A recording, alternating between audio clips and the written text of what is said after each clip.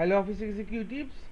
In this particular problem set scenario over Excel, we are going to give some validation that a person or the data entry operator won't be able to feed into Excel salary less than 10,000. So we are having some names, their gender, designation, place of posting, and in this particular column salary, the user won't be or the data entry operator won't be able to give in Excel a value less than 10,000. How to do so? So we'll be selecting this range of cells and we'll be applying some formula. So range of cells, then we will go to data and then data validation. From there we will be selecting custom equal to this particular cell is greater than equal to 10,000. Fine.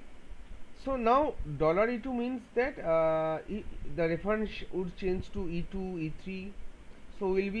So all of the data, the salary data, the salary will be in the column E, but the row will change from E2 to E3 to E4. So what we will be doing is that we will be locking the E function F4.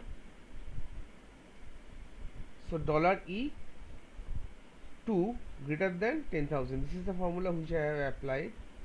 In the error alert section we can give something like warning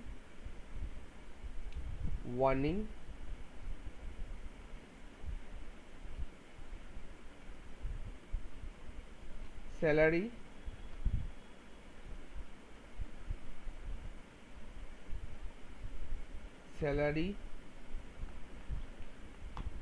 must be greater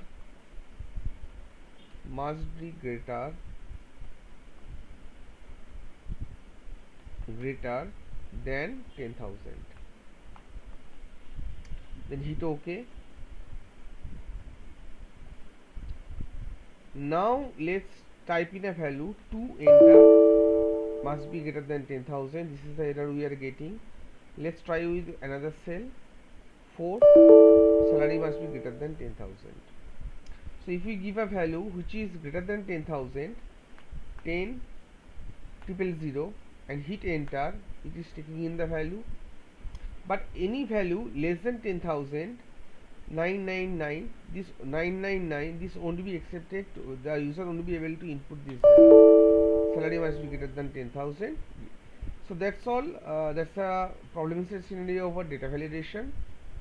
So before ending the video, let me make a gist of it. We are selecting all of these range of cell within which the salary would be feed into Excel. Then after in the data section we are going to data validation, and from there data validation we are selecting custom and we are giving in the value $E2. Why $E2?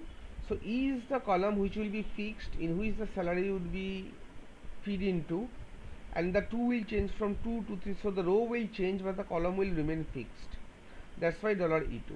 That's all for this short video tutorial. Thank you all guys, and happy coding.